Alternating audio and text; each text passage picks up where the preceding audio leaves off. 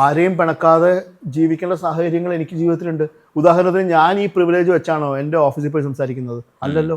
അവിടെ എനിക്ക് നല്ല ബോധ്യമുണ്ട്. അവിടെ പറയേണ്ടതേ പറയുള്ളൂ, ചെയ്യേണ്ടതേ ചെയ്യുള്ളൂ. ഇവിടെ അതിൻ്റെ ആവശ്യമില്ലാത്തതുകൊണ്ട് വലിയ ആളായിട്ട് നമ്മൾ നിലപാടെടുക്കുന്നു. ഈ എല്ലാത്തിനകത്തും ഒരു എന്താ പറയുക, സത്യസന്ധത കുറവുണ്ടല്ലോ.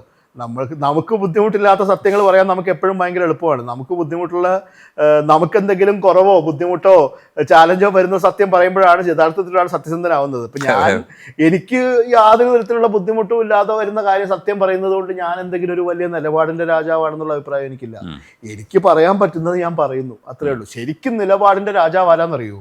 ഇതുകൊണ്ട് എല്ലാ നഷ്ടങ്ങളും വന്നാലും കുഴപ്പമില്ല, ആ നഷ്ടങ്ങൾ സഹിച്ചുകൊണ്ട് ഞാൻ സത്യത്തിൻ്റെ ഭാഗത്ത് നിൽക്കും എന്ന് പറയുന്ന ആളാണ് യഥാർത്ഥ നിലപാടുള്ള ആൾ. ഞാൻ ആ ആളൊന്നുമല്ല.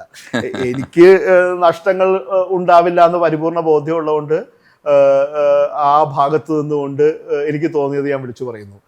അതുകൊണ്ട് അതിനെ ഒരു ഗ്ലാമറൈസ് ചെയ്യാൻ ഞാൻ തയ്യാറല്ല. എൻ്റെ നിലപാടുകളെ എന്തോ ഒരു വലിയ ഒരു വിപ്ലവകരമായ ഒരു നിലപാടിൻ്റെ ഒരു ഉപജ്ഞാതാവോ അല്ലെങ്കിൽ ഒരു പ്രൊപ്പഗേറ്ററാണ് ഞാൻ എന്നുള്ള തെറ്റിദ്ധാരണ എനിക്കില്ല.